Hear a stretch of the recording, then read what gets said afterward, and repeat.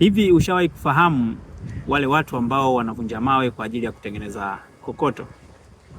Umeona kwamba anachukua jiwe moja anapiga zaidi ya mara 100, lakini kuna mara moja tu ambayo anapiga na jiwe linavunjika. Sasa swali la msingi ambalo unatakiwa kujiuliza ni je, ni ile nyundo ya mwisho aliyopiga ndio ilovunja jiwe, au ni mchakato wa muunganiko wa mapigo yote ambayo alianza la kwanza mpaka lile la mwisho ambalo limesababisha jiwe kuvunjika? Sasa nimetolea hichi kisa ni sawasawa na maisha yetu ya kawaida. Mara nyingi huwa tunakata tamaa kwa kuona kwamba zile hatua ndogo tunazozifanya hazina matokeo, alafu tunahisi kama mambo hayako hivyo. Sasa leo nikusanue ndugu yangu, katika haya maisha si kila kitu utakachokifanya utaona matokeo yake leo.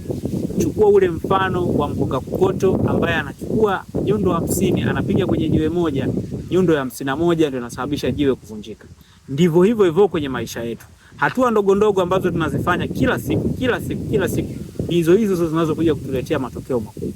Kwa jifunze kutokata tamaa, lakini jifunze kufanya bila kuchoka, kwani matokeo yanakuja. Na sio kila kitu ambacho hauoni matokeo leo ukahisi basi hakuna ulichofanya na hakuna ulichoongeza. Tuendelee kujifunza. Mimi mwalimu wenu Razak Mungu. Asante.